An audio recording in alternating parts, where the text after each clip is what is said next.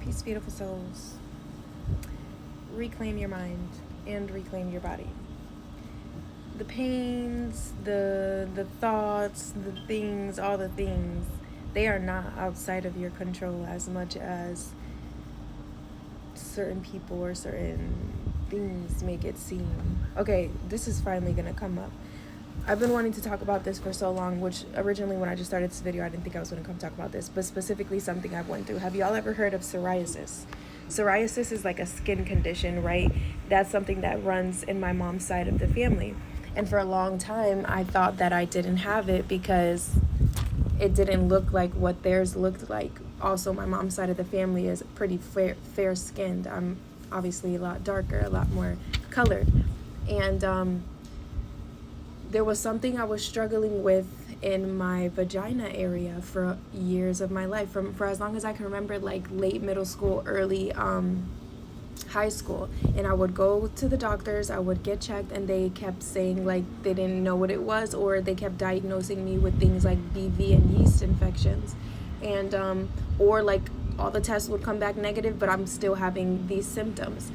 About right before I started traveling, about 3 years ago, it got really bad. Like my skin looked awful. Then they tried to say it was eczema, so they were giving me medication for eczema.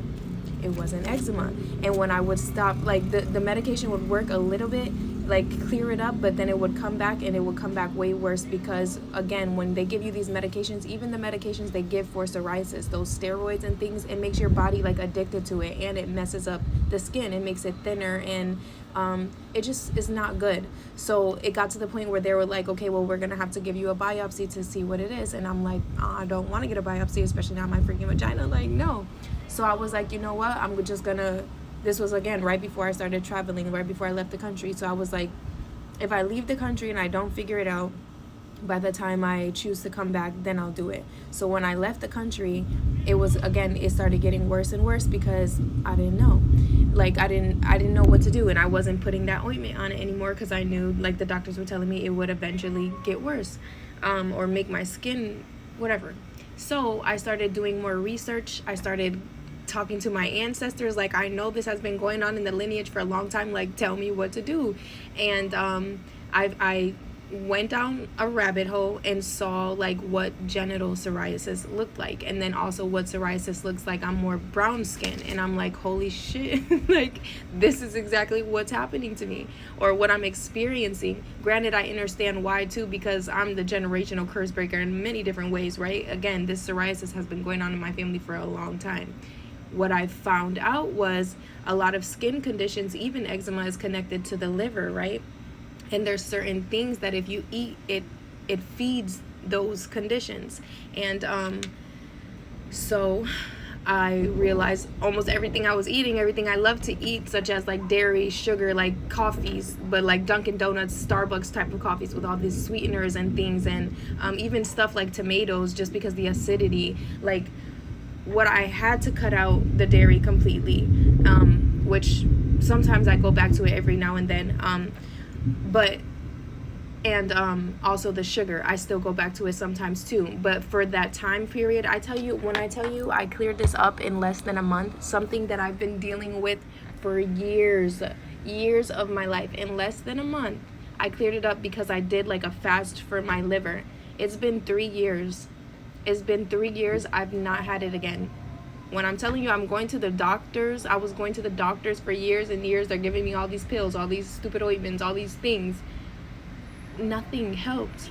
In less than a month, I cleared it out. That's also a part of me not only reclaiming my body, but reclaiming my mind, and the fact that they're telling me things like that they're incurable. Even with yeast infections and BV, when I did struggle with that, when they actually I did test positive, they kept saying it's normal, it's normal. It's not normal. It's common, but it's not normal. It's an imbalance of some sort. If your pH balance is thrown off, that's not normal. A lot of things can throw it off, but again, it's what we're putting in our body, what we're wearing down there, like so many different things. 444.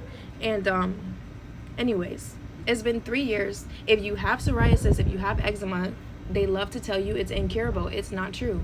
You just have to learn what activates it, what feeds it, and what doesn't, and stop. Because like I said, I still eat dairy every now and then. I still eat sugar every now and then, and I still have not gotten it back. And I truly believe a big part of it is the mindset of knowing that it doesn't have to stay forever, and then finding that balance within you and your body. I also was doing like liver tinctures at that time, and then changing the way I eat. And again, the tinctures, they're herbs, natural things that are here on the earth to help us with these things. And again, this is just a reminder. Don't take another diagnosis I got diagnosed with so many things. PTSD, told I have to be on medication for the rest of my life in order to have sound mind and not be depressed, not have anxiety. I was on they give me anxiety meds too. That's not fucking true. What else did I get diagnosed with? PCOS. My moon cycle, my period, whatever you want to call it, my moon was off for years and years from the very beginning. And I've been healing that and curing that myself naturally, again, with the way I eat, with doing womb meditations.